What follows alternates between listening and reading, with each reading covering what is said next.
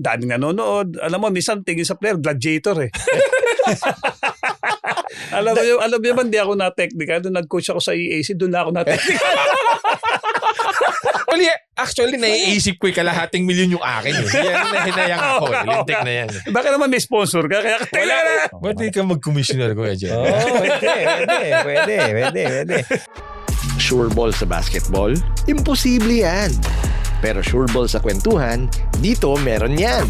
Opinyon, intriga, kontrobersya, siguradong magkakainitan sa usapan. Walang personalan, kwentuhang sure ball lang.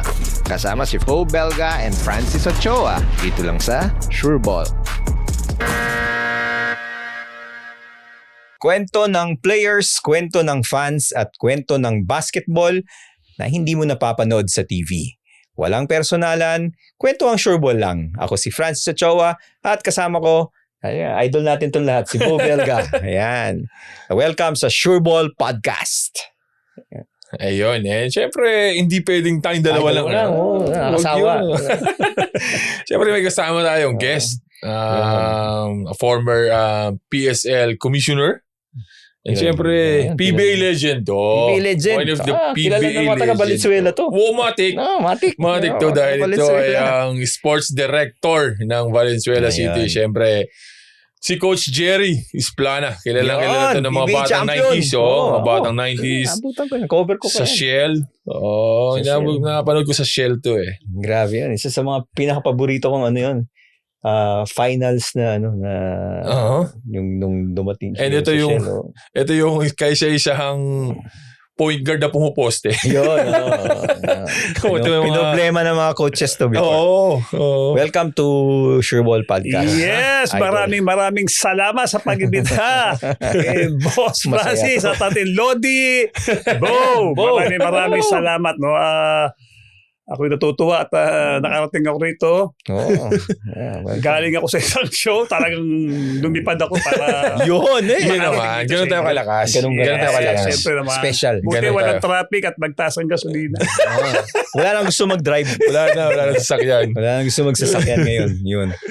Kasi taas na ng presyo. Speaking of taas ng presyo, bukod sa gasolina, tumaas na rin yung mga level ng basketball dito sa Pilipinas. Ang dami ng liga ngayon, Oo, actually. Diba? Which is okay. Maganda yun. Pero, para lang lagyan natin ng konteksto, bago tayo mag-dive dun sa different leagues, yung mga effect, pakwento mo natin kay Idol Jerry natin, gaano kahirap para sa isang taong nangangarap pumunta sa PBA, makapasok actually sa PBA.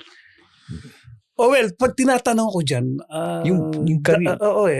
Dalawa yung sinasabi ko muna. No? Una, mahirap talaga ako sa mahirap. Pangalawa, mas mahirap magtagal. Yun ang pinaka yes. Di ba? Nakapunta ka nga ron, tapos after 1 or 2 years. Wala kasi daming parating na magaling. Ngayon, yung hirap talagang napakahirap kasi alam niyo ang basketball, di ba? Yan ang pinaka number 1 na sports dito sa Pilipinas. Yes. Puno ng saging yan, may court eh. Puno ng saging. Actually, yes.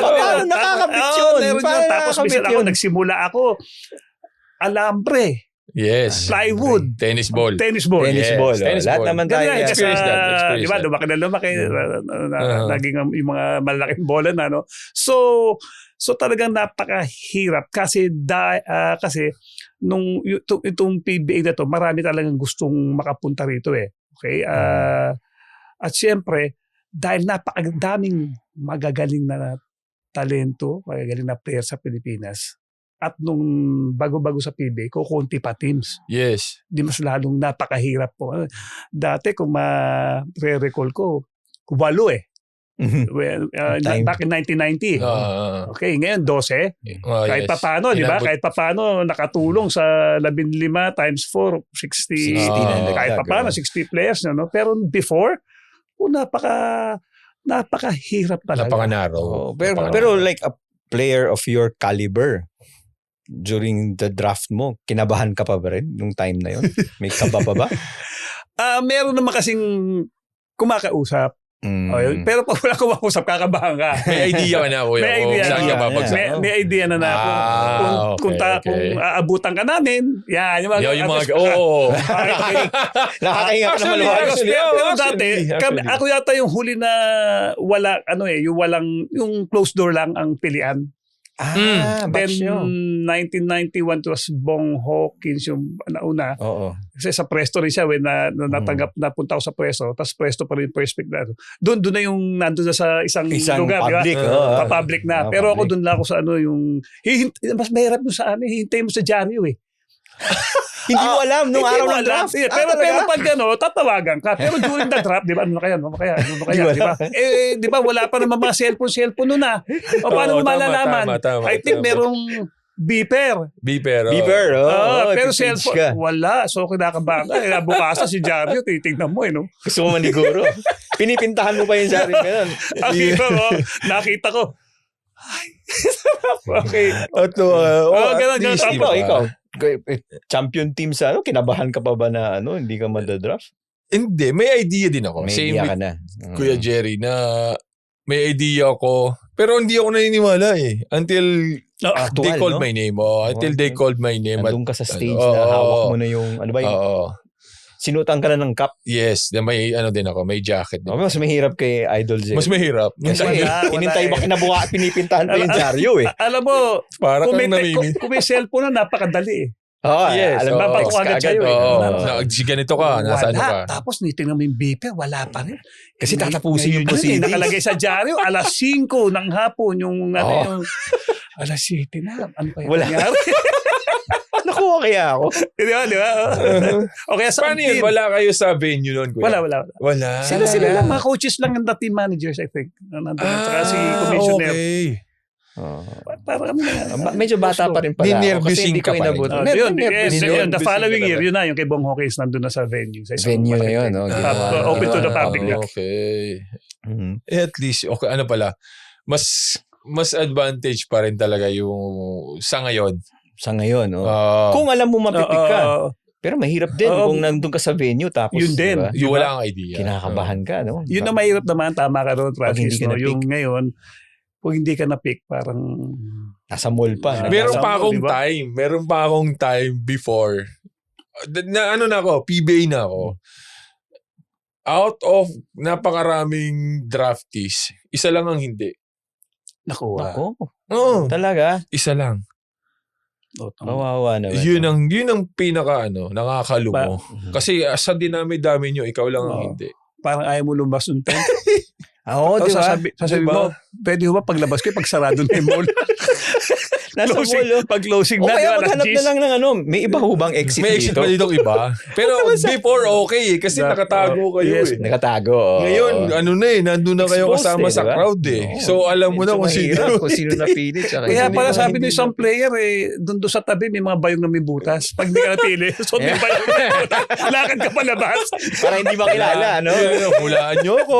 Sino? Dapat bigyan mo lang sana ng ibang exit, di ba?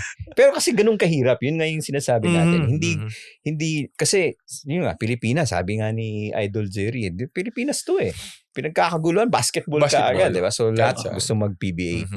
Pero ngayon, meron ng ibang, may ibang outlet na, may ibang platform na. May volleyball naman yun Tsaka hindi lang PBA yung, meron ng ibang liga na yun, di ba? So, may ganun. So, siguro, medyo kahit na kabado ka sa draft, pwede mo nang iniisip mo na. Makakalaro pa naman ako, di ba, sa marami. Pero sa tingin ko, I don't know with Coach Cherry. Sa tingin ko, everybody's still eyeing for PBA. Nobody's like, kumbaga, I wanna settle in, diba? I wanna settle in. Gusto ko maging PBA. Wala pang ganun. Wala ganun. Sa tingin ko, lahat, you wanted to step in the pro PBA level league talaga. Pag gusto mo maging pro, PBA pa rin. Yun talaga yung PBA is the ultimate no? Kaya na goal ng isang basketball player, wala talaga makakatalo sa PBA. Yung mga naglalaba sa mga bagong mga liga ngayon, malaking tulong para lalo nila mahon yung kanilang skills. Parang stepping stone. Yes, and also, okay, akala nila stepping stone. Ang laking tulong naman doon sa hindi nagtatagal sa PBA. May fallback. May fallback. Yes, tama. Kasi nung panahon namin, pag natapos na karir mo, hindi ka na lang tawag ni Mayor, piyesta.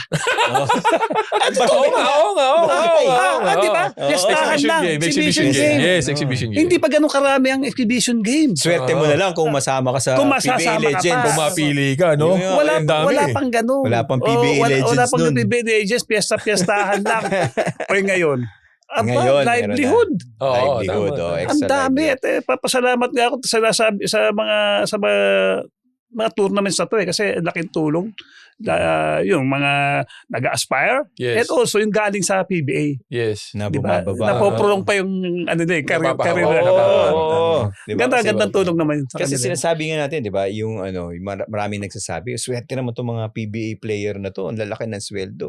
Ang hindi na nakikita, yung window ng opportunity para kumita din na malaki, hindi rin ganun kahaba, di ba? Unless na magaling ka talaga. Yes. Di ba? Merong mga PBA player, 5 years. Minsan, ganun. Yun na nga. Yun yung sinasabi ni Kuya Jerry na... Ngayon, iba na. Doon ang pag-uusapan natin ngayon. Ito magandang usapan to. Yung mga iba't ibang liga na ngayon nasa So, si Idol Jerry, makakapag tayo dyan, di ba? Mas marami experience. Maraming experience yan. So, kwentuhan natin yun. So, sinasabi mo nga, sinasabi niyo ni Bo,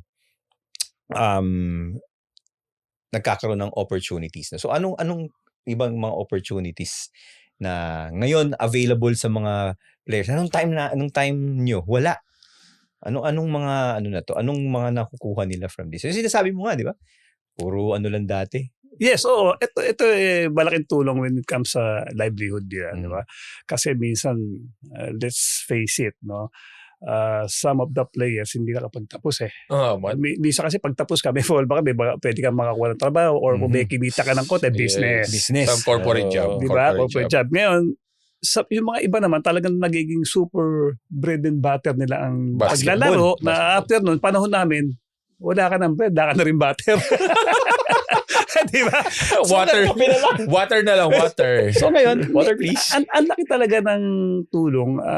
At the same time, parang, ako napapansin ko na parang pride sa kanila.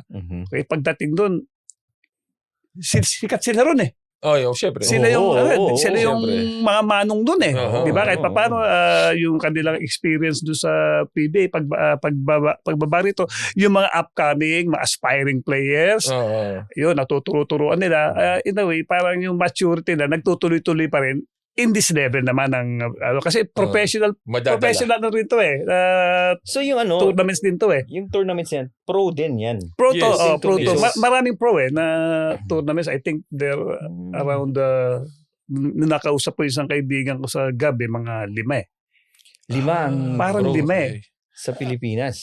Parang to name them PBA, PSL, and PBL. I think NBL And I think the Vismin. Yung mga homegrown. Yung Vismin.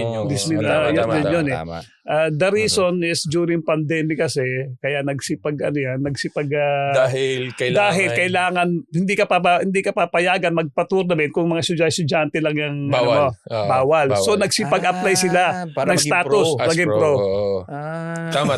Inabot na ko ngayon na narinig ko yon na hindi ka pwedeng payagan ng government if you're mag-hold ng event, no?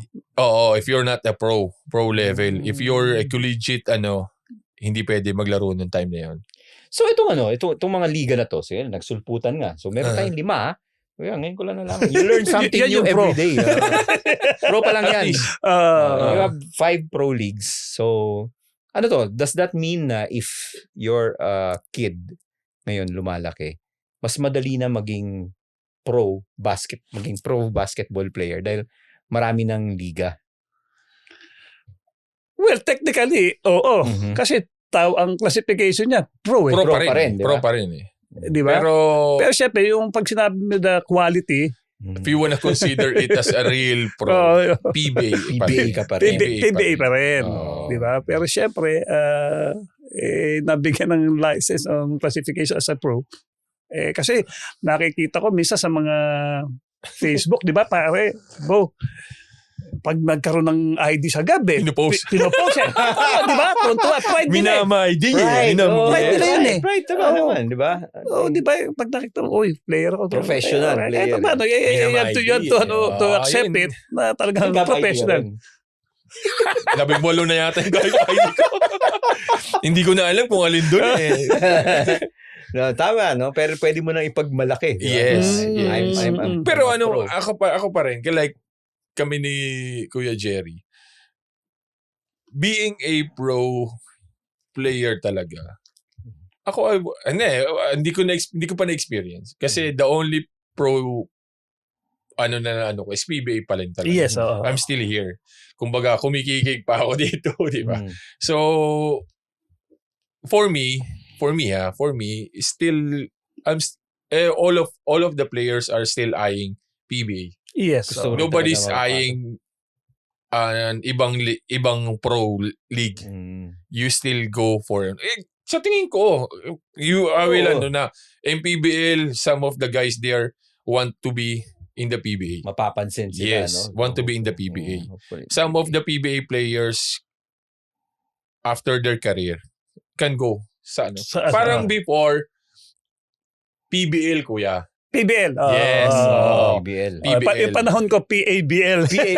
Philippine Amateur Basketball. PABL. Before, in my time, PBL. Before you go to PBA, PBL first. And then after PBA, dun ang bagsakan ng ng mga hindi na nakapag-renew ng kontrata, dun ang bagsak sa PBL. Pero itong mga liga na to, anong benefit nito sa mga So syempre sa mga PBA players who don't get other contracts. So may natutuloy pa yung livelihood nila, di ba?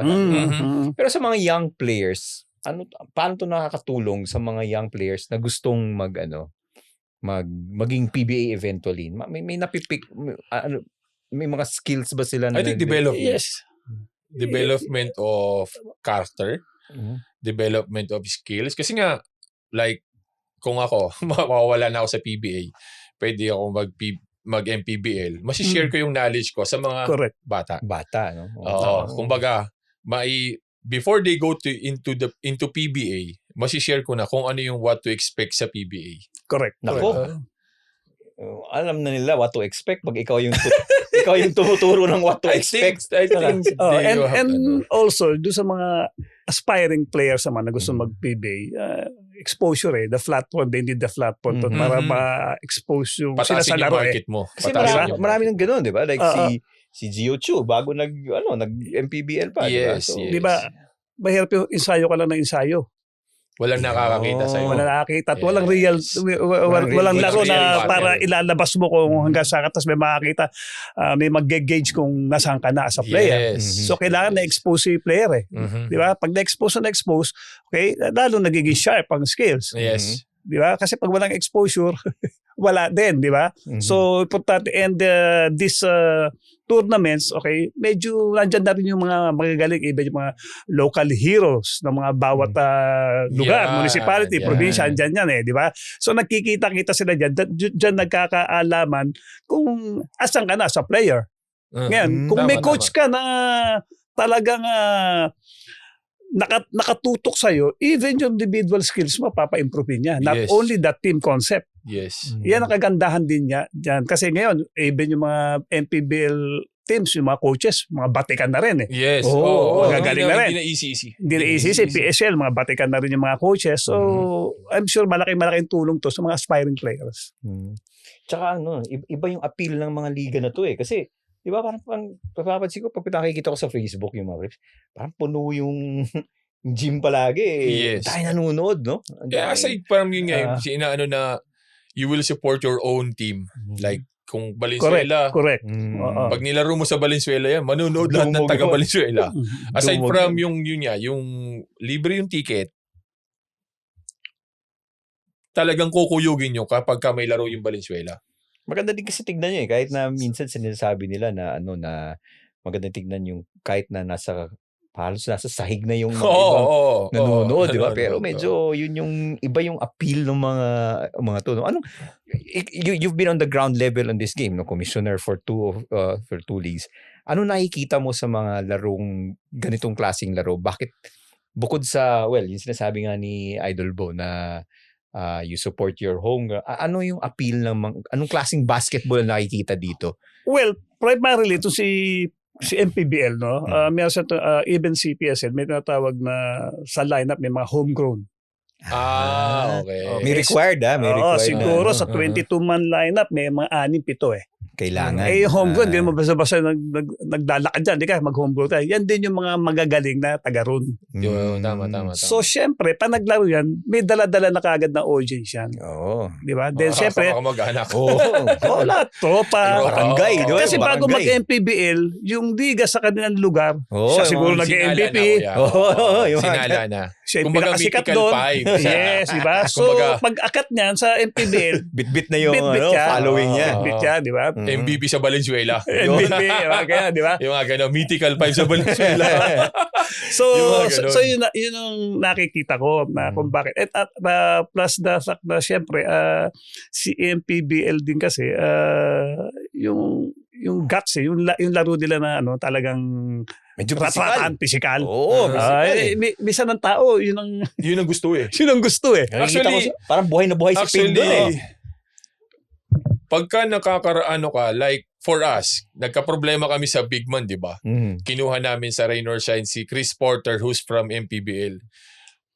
Pag tinignan mo yung physicality ng MPBL, mas physical. So si Chris, sanay na bigla sa... Oo, tapos mag-a-adjust ka ngayon sa ng PBA na medyo mas mahigpit yung tawag. Oo. So iba kaya yung pagka... Hindi, pag pinanood mo rin ng yung MPBL, mas physical. Nakita mo si Ping Chris, talaga nakikipagbakan pa sa buhay mga na buhay. bata. Parang nag-enjoy si Ping doon eh. I think so. Enjoy siya eh. Kaya lang, minsan ikaw na bago kang possible, hindi mo alam kung tama ba yun o hindi. Kasi after that experience sa isang team, pag lumaro ka sa iba, tatawagan ka naman. Iba na. Yun nga yung sinasabi ko. Medyo, maganda in a sense na sa marketing.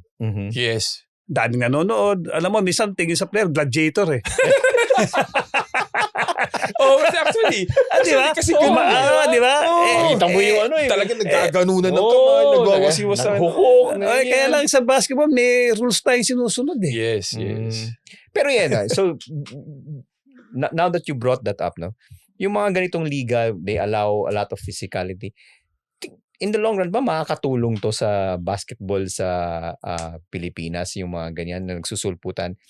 On one hand, sabi mo nga, 'di ba, more opportunities, pero on the other hand, eto nga yung medyo minsan yung rules hindi natin na hindi na enforce pero mas nabebend ng konti. Bend the law, 'di ba? Bend the rule. So, in the long run ba nakakatulong to or ano? Well, sa akin basketball is a physical game. Pero let's draw the line between being physical and yung over na physical na parang sobra na sa rules eh. Kasi nga, pro tawag, di ba? Role model ka sa mga bata eh. Yes. Yun ang makikita. Especially kung diba? Especially kung LGU representing your LGU, di ba? Medyo mahirap naman yun. So pagdating ng bata sa mga ligang talagang strict na bata, naguguluhan siya. Ba't dito tama, ba't dito ganun. Yun ang nakikita kong hindi maganda. And the values nawawala. Yes. Kaya nga ako, siguro magpo-promote rin ako. Meron akong balak na na isang comprehensive clinic wherein yung training, yung pagtuturo and the values are combined. Hand in hand.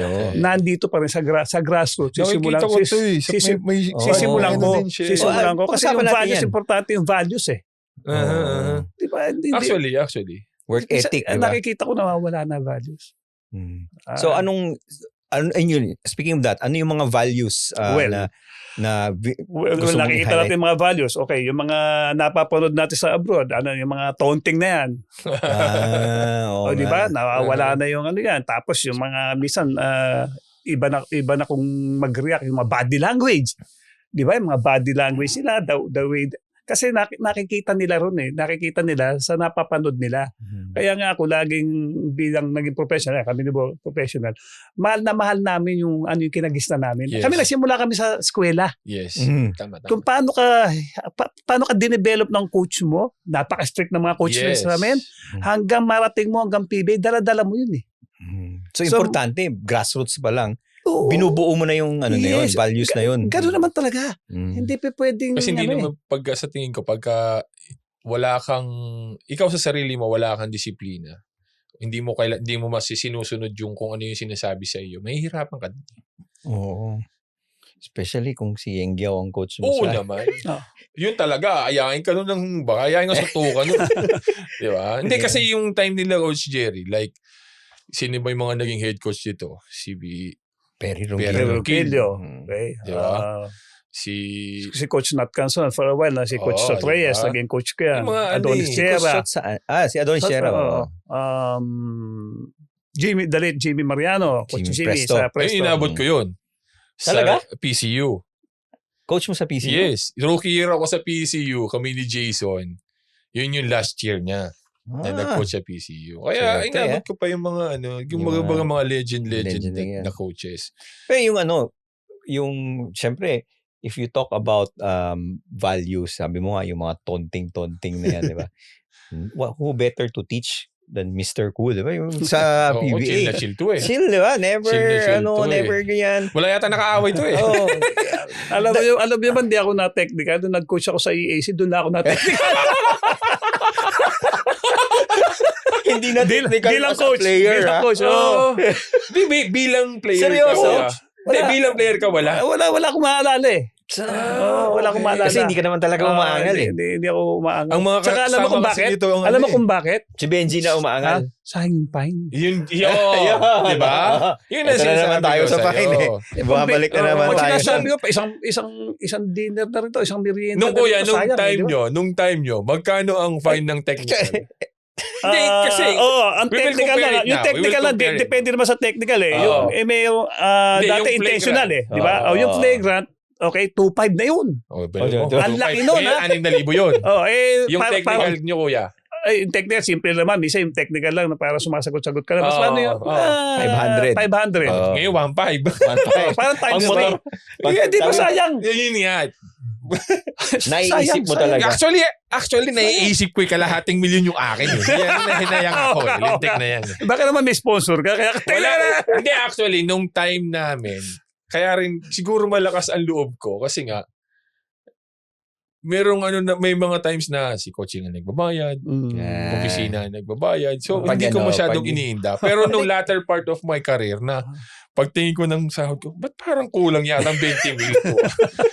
Tatawag ka ngayon sa secretary sa opisina. Ma'am, ay may fine ka sa PBA. Yun, natauhan na si Belga. Natauhan na bigla. Maraming gano'n. Kwento ko na si Ochi gano'n. Minsan, inuutos nung manager. Okay, gagawin niya. Babayaran ng manager. Kaya nagiging habit. Yun. Hanggang sa tulong naman pare. Pero chipping kami mga player. Di ba? Kami naalang kay Dick, Abby King. Paano nakita na parang habit? Pare, ginagawa mo ng ano yan Ikaw na yan. Tama na yan. Ganun na sila Abby King. Ikaw na yan Nakagutos, sarili mo na yan. Pero yun nga, yung fine, no? Yung naiisip mo talaga Actually. Fine. Kasi siyempre pag sahod mo, mababawasan ng 500, 2,500, malaking bagay, lalo in malaking the bagay yun. 90s. In the 90s, malaking bagay in 2000. Malaking bagay yun. Ano na yun? Parang kita for the day, di ba? Pwede kita for the day yun. Tama naman yun. Parang nawalan ka ng isang araw na sweldo. Pero yun nga, so yung mga values na ganun, na nakikwento mo ba yung mga experience mo? Paano mong nakikip yung cool mo? Ganyan. Kasi pwede pang matuto si Bo hanggang may marami pang taon to sa basketball So alam mo kasi, ito alam ni Bo, pag naglalaro ka, hindi mo at focus ka, hindi mo narinig yung heckler. Talaga? Yes, oo. Kasi alam mo, minsan, sino yung pinaka-popular team? Ginebra. Pagkalaban mo, ang dami mo pa. Diba? Sa totoo lang, ako, I'm proud to say this, no? Pag Ginebra, mas ganado ko Yeah, actually. Di ba? Mas masarap talaga Hanggang ngayon naman, Di ba? lahat. O, siyempre, minsan may losable na kaya. Pag gano'n mo, napunta ka sa sisigaw mo, pero hindi mo naririnig. Alam mo kung bakit?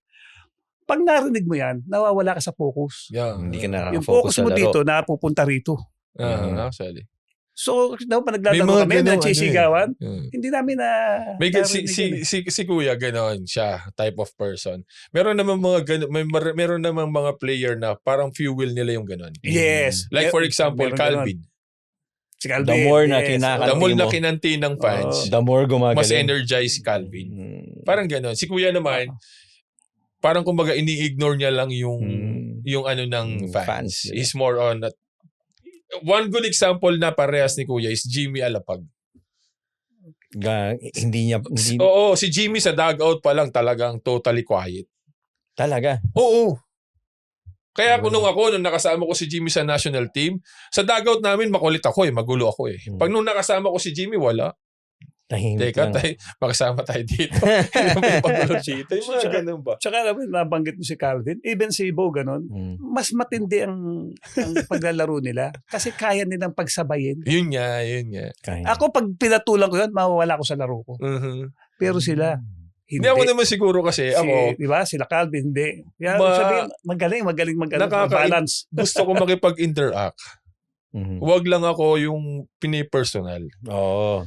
Yung the bounce of the game lang. Ang taba mo, mga ganun, okay pa sa akin yun .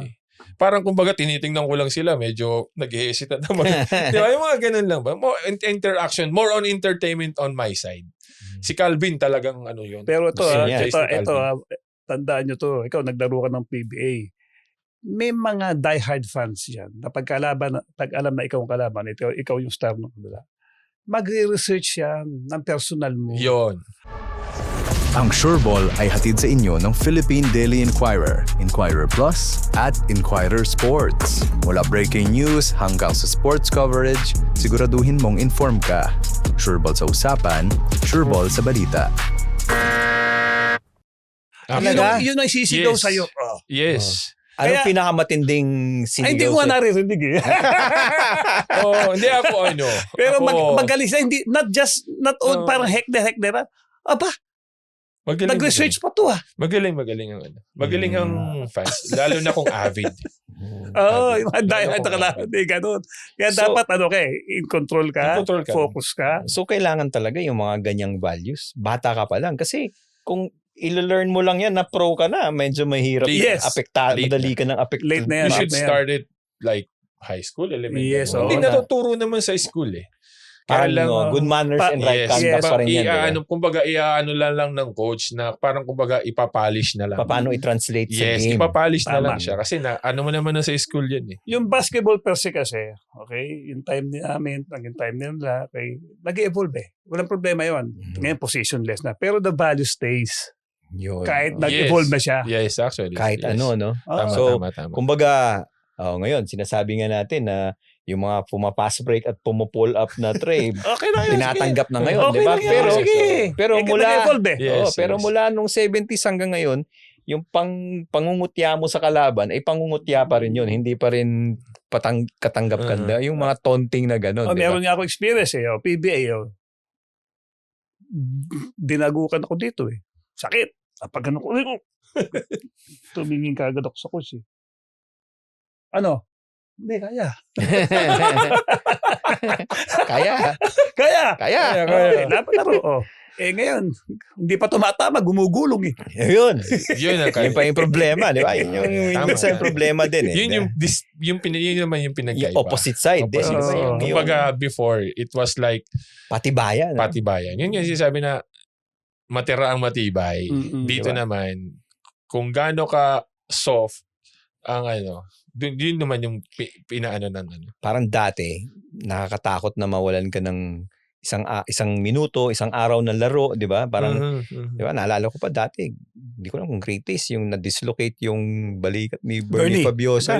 Binanggalang niya sa, binanggalang niya sa poste para ibalik. Hindi, ako sila. Kasi minsan, there are times na nakakasama ko yung mga legends. Mga guesting. Ako sa kanila.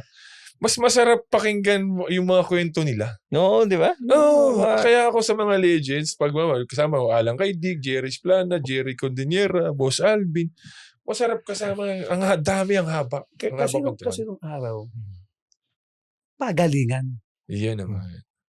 Tsaka yun nga, sa konting slots, pag nawalan ka ng isang araw na, wag ka muna maglaro, injured ka, parang kinakabahan ka na. May papalit ka na. Bukas, may laro. Meron pa ba akong slot bukas? Kaya kumbaga sa kutsilyo, araw-araw, hinahasa ko sa kutsilyo. Kasi nga may parating. May lagi, di ba? Taon-taon, may magpapadra. May papalit, yes. So, kung hindi ka magdadagdag ng yung mag-i-improve sa yung laro, alam mo, player para nasa microscope yan, tinitingnan sa scouting. Yes, diba? Ito strength mo, ito weakness mo. O, pag nakita na yung weakness mo, hindi ka nag-improve doon, the end ka na. So, kumbaga sa basketball, lagi ko sinasabi, pag sa PD, pumasok kami, dala kang 45, next year, meron ng revolver ka na. May armalite ka sa susunod. Dagdag ka ng dagdag. Pag yun ang dala mo, good day ka. Yun yung ina-advocate ni Bo kasi na parang hindi ka pwedeng pagdating mo sa PBA kung sino ka, yun na palagi ka, di ba? Diba? You need to make your own name. You need to make your own identity. Tsaka yung skills mo, yung sinasabi mo na kailangan. You need to develop something na wala sa comfort zone mo. Kahit na hindi ka marunong mag-side step, hindi ka marunong pumibot dyan, gawin mo na. Gawin mo na, di ba? And also, you must improve you read for the game. Okay? Na marunong ka magbasa na not only individual skills mo, pero kasi yun na nakikita ng minsan yung coach eh. Kasi yung coach hanggang they can just do so much doon pag time out eh. Pag nandun nakikita nila eh. Maganda yung discarding nito. Nalalaman nila yun eh. So parang meron kang ginagawa doon na parang hindi naman naituro ni coach pero nakikita nila mataas sa IQ nito. Isa pa yun. Pag maganda IQ mo. Not only the physical skills mo, but yung mental mo, approach sa game. Kasi remember na hindi naman porket skilled and it's not all about skill and talent, 'di ba? Marunong ka dapat magbasa ng laro, 'di ba? Correct. And I think strength ng yung Formula Shell dati noon kasi natatandaan ko. Yung tinalo niyo yung Tanduay, grabe yung solid may lineup noon, solid yung lineup noon, pero dinahan niyo sa mga, 'di ba? It's read of the game. Magaling si Coach Perry doon, 'di ba? Yes, so kwento mo nga yung Shell days na yon, yung champion. Well, unang-una ang approach namin because Tanduay wanted to run every time. Defensive rebound, Alvarado, may takbuhan yan. Kasi agad, between the two, 20 rebounds na yan. Hindi may 40 na kagad yan, dalawang yan. So tumatakbo yan. So we slow down the pace. Okay? At the same time, pag sila bola, we pressure naman the guards. Bakit? Titingnan namin yung decision making ng guards pag pinipressure. Kasi ang guards diba? na Jason Webb. Akala mo lang, gaganin mo, tatapat mo. Hindi, pressure rin namin. Titingnan namin ang kanilang decision making. Coming from Perry Ronquillo. Very brain yan eh.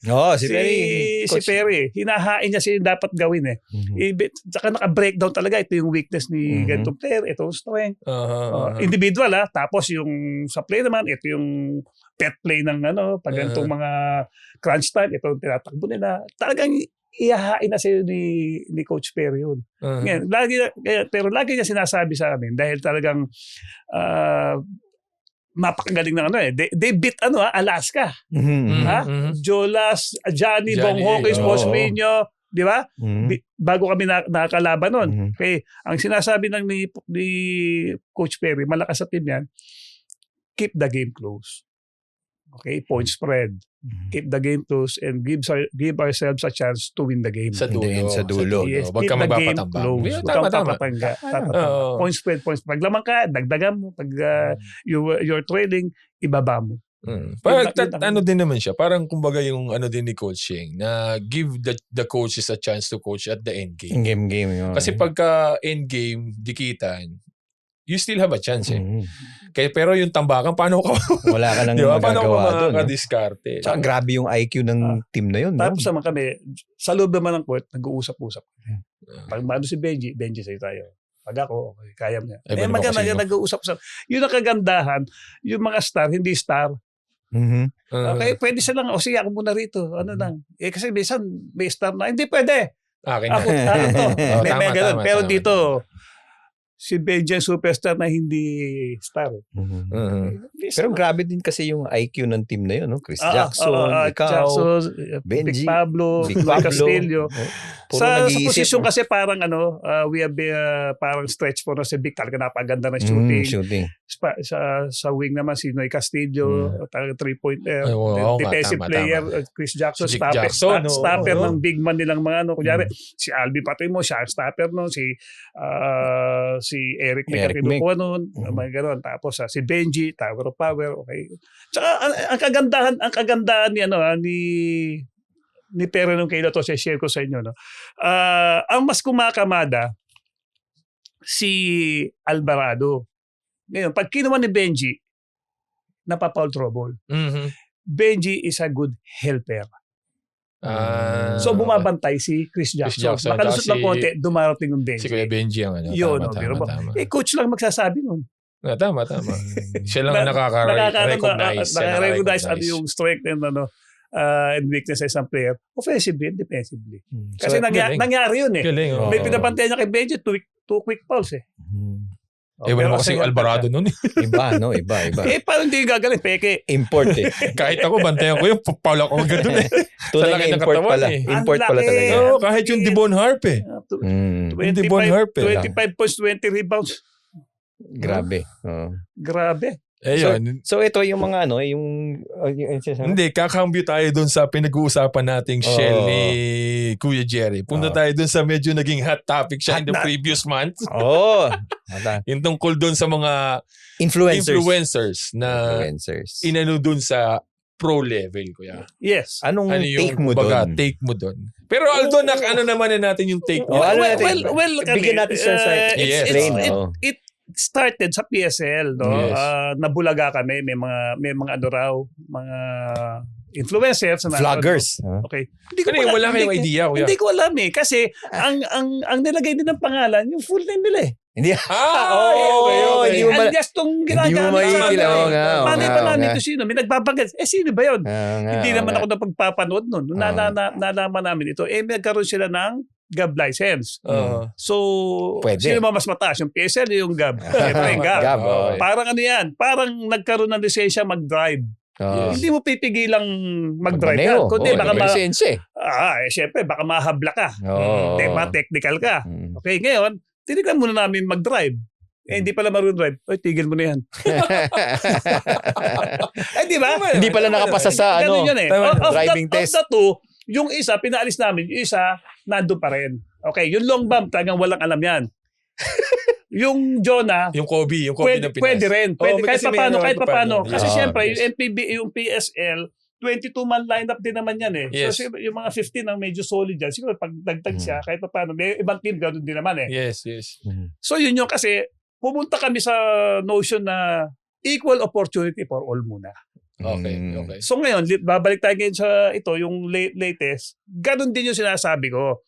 Okay? I'm not against yung nasa lineup siya. Okay? Kasi equal opportunity. Yes. Ang ayaw ko lang, nasa professional league ka. Kahit sabi mong pre-season yan, galangin mo.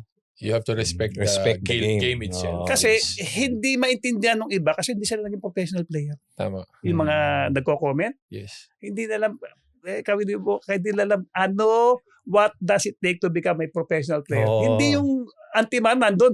Nagsisimula sa bababa yan. Tama. During high school namin, college. Amateur hanggang dun.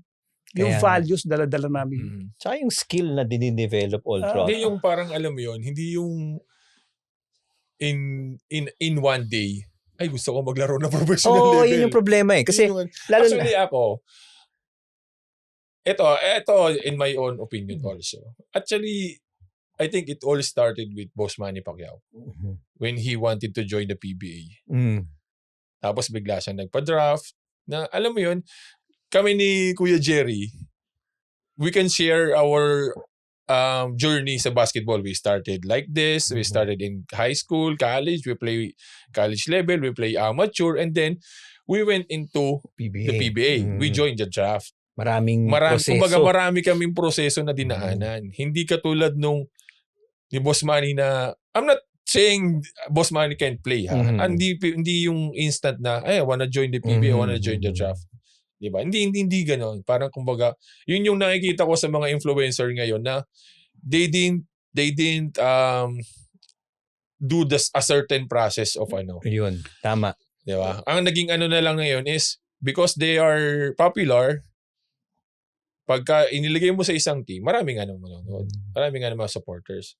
Yun yung nagiging take ko ngayon dun sa mga influencers. I'm not against those guys. Kasi yung nga sabi ko, basta pag nakita mo siya maglaro, he has the ability to play the game. Okay.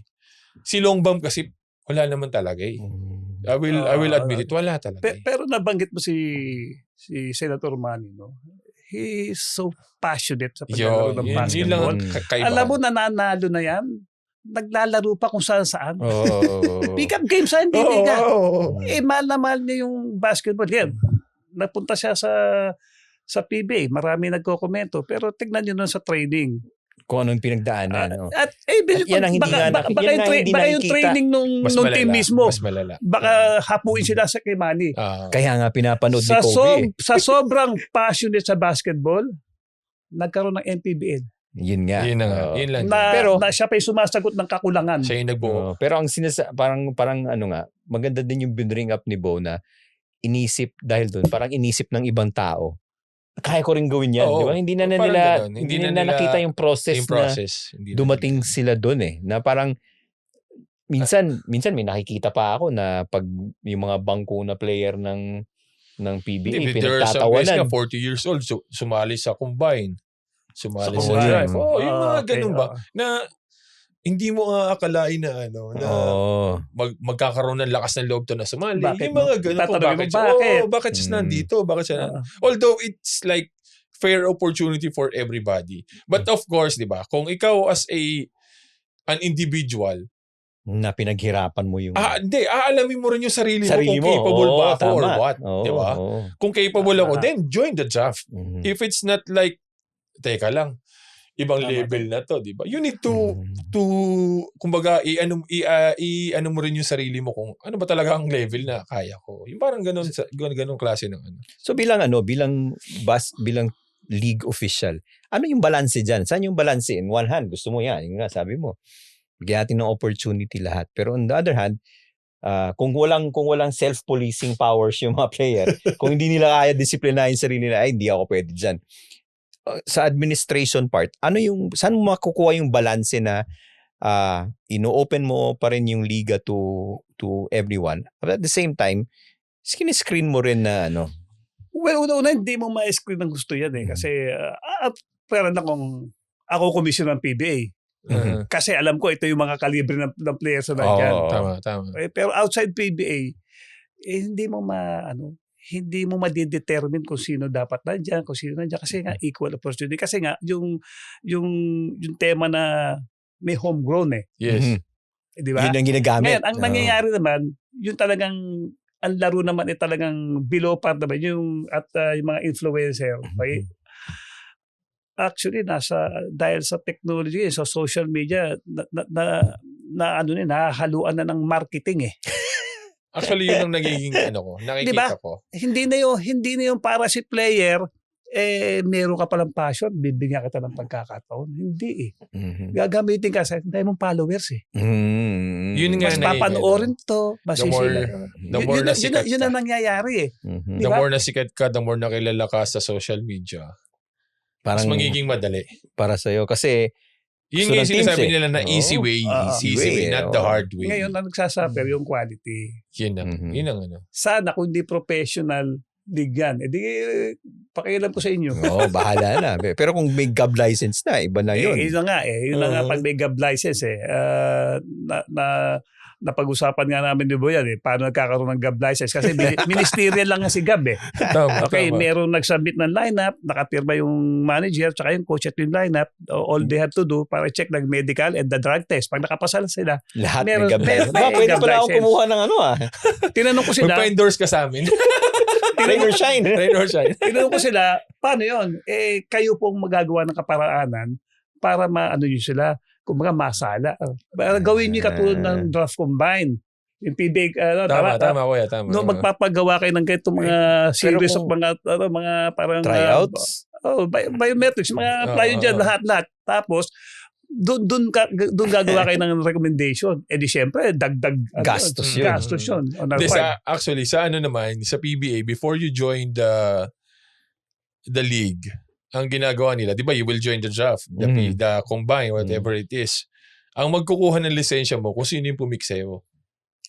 Kapag ka nakapirma na ng kontrata, that's the time makakakuha ka ng lisensya sa GAB.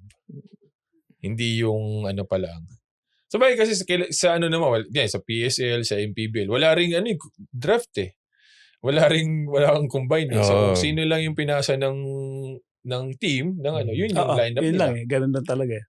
Pero sa mga kasi sabi nga natin, sports director ka sa Valenzuela, tapos naging commissioner ka, and you're saying na these leagues present an opportunity, no? Anong kailangan gawin ng mga liga na to para mas ma-fulfill yung part na yun, yung present an opportunity na wala silang kine-create na problems for basketball itself? Anong kailangan gawin ng mga liga na to para yung parang mas maging certified na totoong pro talaga? Well, unang-una,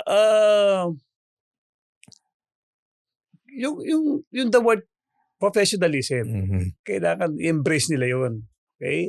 Yung mga teams, I'm sure nagkaka-meeting sila. Sana naman ang papasok yung mga players, yung mga, hindi naman sasabi magaling na magaling. Basta marunong lang mag-basketball. Marunong masalaman lang. Masalaman lang. Yes, masalaman. But may meeting naman yan eh.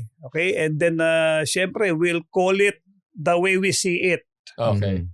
Tama na yung mga extra kasi may mga nanonood na iba. Kung ako nandun, pwede naman manalo sa magandang laban na pag-foul-foul. Bakit ganon, di ba? So kung ako kunya ako mag-handle, gano'n ang gagawin ko kasi nawawala na yung yung beauty of the game. Hindi, alam mo sinasabi nila, ito kasi yun ang pinanonood ng tao. Maglalagay ka ng vlogger, daming nanonood. Entertainment daw yan, tsaka sports. Okay. Alex Ayala, may kalokohan ba? Wala. Puro laro lang. Ba't napupuno niya venue? Because the beauty ng paglalaro niya. Yun ang pinupuntahan ng tao. Yung charisma niya, the way she plays. Okay? Nung araw, merong ganyan eh.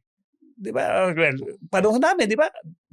Alvin Patripo, the face of the PBA. Yes. Talagang lahat nagpupuntahan dyan. Okay? Ngayon, pagdating dito sa mga liga, pwede naman kayong gumanon. Kaya lang, yun nga nakikita ko, ibig sabihin marketing eh. Talagang, kumbaga parang good or bad na gagawin mo, views pa rin yan eh.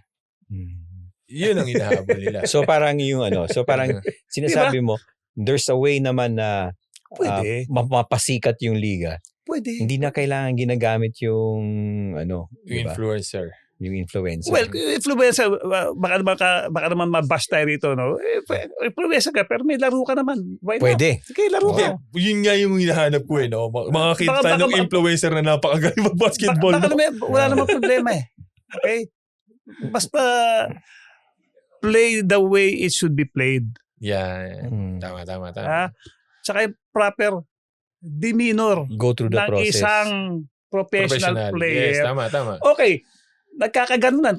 Yung kasama yun. Okay. Kasi pag hindi alam mo bakit nagkaganunan? Intensity. Tamad ka maglaro. Boring din ang laro tama. May intensity rin. Passion na yun. Yung passion lumalabas eh. Pero pagkatapos nun, magkabatiyan eh. Yes. Di ba? And pag napainan yan, next game na, hindi na gaganon yan. They learn their lesson eh. Diba? Pero nangyayari yan. Yan eh, part ng flavor and spices ng isang basketball game. Kahit pa paano may ganon. Meron kang mobile guy, ano magagawa nyo? Di ba? Yung mga ganon. Pero it does not follow na lahat gaganon lahat ganon na ilalaro. Lahat magiging. Yes, tama.